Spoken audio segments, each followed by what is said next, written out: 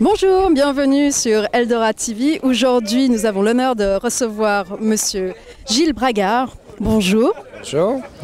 Auriez-vous l'amabilité, s'il vous plaît, de nous faire part de votre carrière, mais surtout de votre implication dans la création de l'Association des chefs, s'il vous plaît? Bien alors, c'est une vieille histoire maintenant, puisque j'ai créé le club en 1977.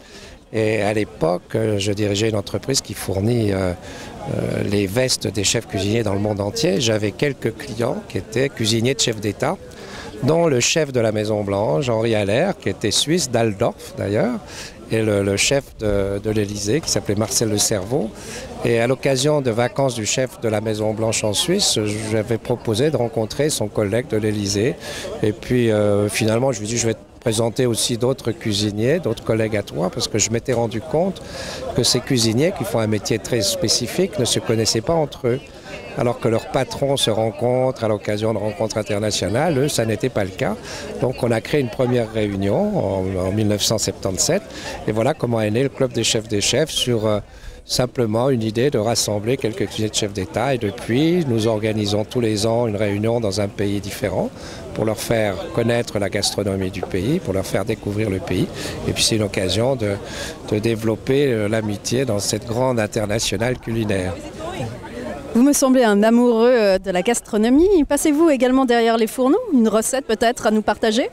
Je suis plus intéressé par être de l'autre côté du fourneau, c'est-à-dire à table. Non, mais je bricole en cuisine, mais je ne suis pas un grand cuisinier, mais je suis un amateur et je laisse aux chefs le soin de préparer les mets parce qu'ils ont beaucoup plus de compétences que moi. Donc un plat peut-être favori Alors, j'ai pas un plat favori, mais j'ai des plats favoris parce que je suis un peu locavore, c'est-à-dire que j'aime bien dans chaque pays voilà, manger les plats locaux, vous savez.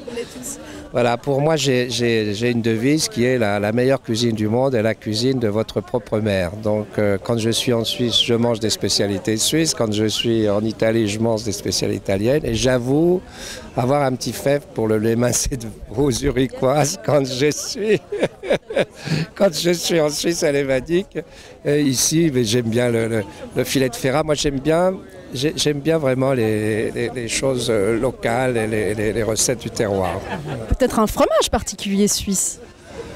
Ah, alors là, bien sûr, les fromages, on en a goûté d'excellents tout à l'heure. Je veux dire que j'ai découvert que la Suisse avait plus de 100 fromages, plus de 100 sociétés de fromages. On dit toujours que les Français avec 400 sont en tête, mais par nombre d'habitants et au kilomètre carré, je pense que la Suisse est nettement devant la France en matière fromagère.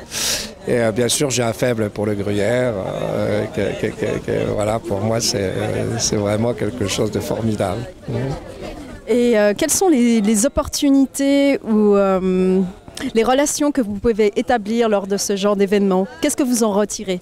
Alors, qu'est-ce qu'on en retire? Je crois que si vous voulez, derrière le côté amical, purement amical, rencontre, il y a quand même le Club des chefs a une philosophie.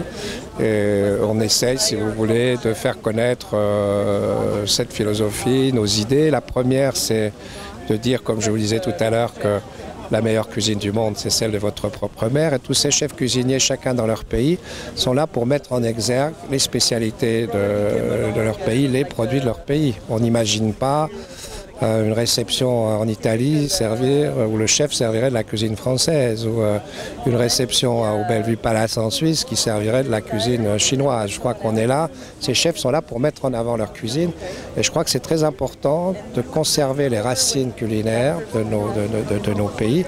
Dans un monde où on parle beaucoup de cuisine fusion est souvent confusion. On ne sait plus trop ce qu'on mange. Et on sent qu'aujourd'hui, il y a besoin de retrouver ces repères. Et ces cuisines des chefs d'État ont vraiment un rôle primordial à jouer dans ce domaine. Le deuxième message, c'est... Je me réfère toujours à ce que disait Talleyrand, qui disait à Napoléon « Sire, donnez-moi de bons cuisiniers, je vous ferai de bons traités ou de bonnes politiques ». Et c'est le rôle diplomatique de ces chefs qui ont comme mission de faire en sorte que l'atmosphère autour des tables des chefs d'État soit conviviale. Et je crois que souvent les bons accords se font après quelques passages autour d'une bonne table. Je crois que les deux ne vont pas l'un sans l'autre. Et ces chefs ont un rôle important à jouer, et chaque fois qu'on se rend dans un pays différent, on est toujours reçu par les chefs d'État. On a été reçus l'année dernière par la reine d'Angleterre. On a eu la chance d'être reçus dans ses appartements privés. On a été reçus par Obama il y a 2 ans. Et tous sont là pour reconnaître le rôle essentiel des chefs dans la diplomatie, avec un grand D. Et puis le troisième message, qui est lié aussi à ce que font les chefs. Bon, ils sont là pour faire les grands dîners officiels, à faire vraiment les grandes réceptions, mais ils sont là aussi pour nourrir le chef d'État du matin au soir. Ça commence au petit déjeuner jusque le soir si le chef d'État a besoin d'une petite collation. Donc ils sont responsables aussi de la nourriture des grands de ce monde au quotidien, donc responsables de leur santé. Il y a certains qui doivent présenter des choses agréables, mais toujours avec ce souci de légèreté, de choses saines. Et le message qu'on essaie de colporter, c'est de dire que